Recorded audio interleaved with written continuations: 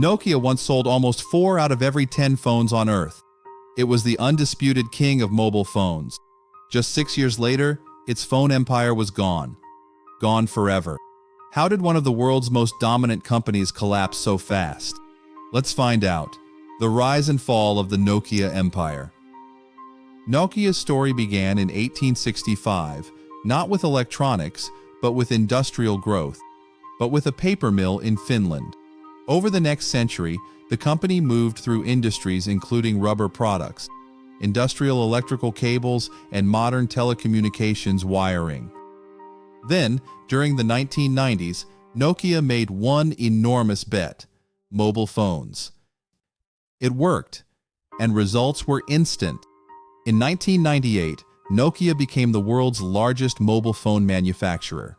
Models such as the legendary Nokia 3310 became symbols of an entire generation. Nokia phones were durable, easy to use, and sold almost everywhere.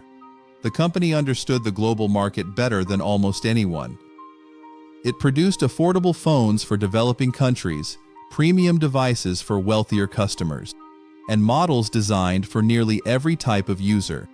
By 2007, Nokia seemed untouchable. But that same year, Apple introduced the iPhone.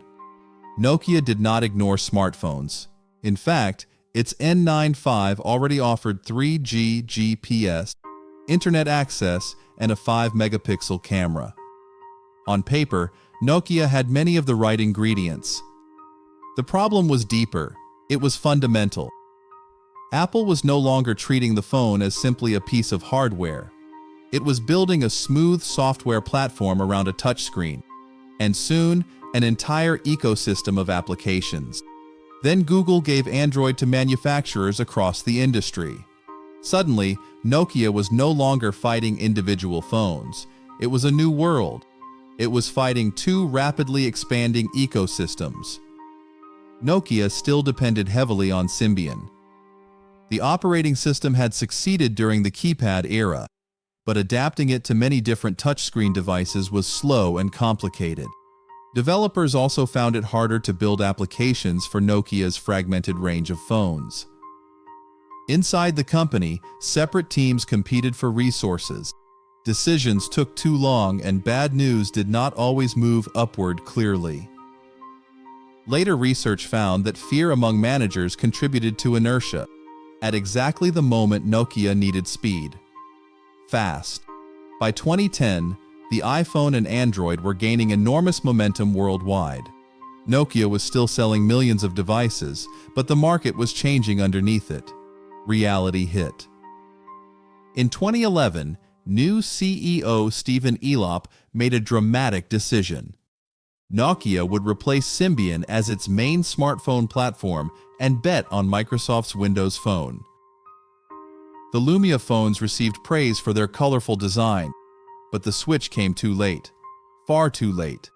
Symbian sales fell faster than Windows Phone could replace them. Falling fast.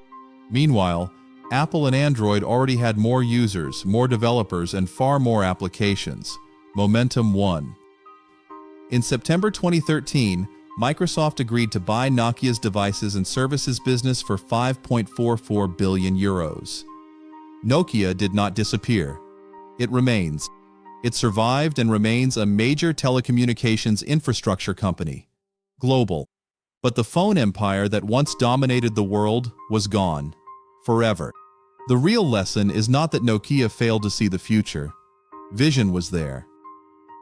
Nokia had smartphones, talented engineers, and one of the strongest brands on the planet. Elite talent.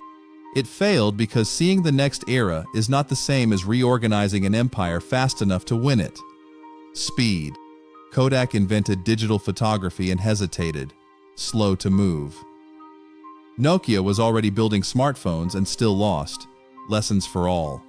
Which business empire should we investigate next? Subscribe to Big Business Empires.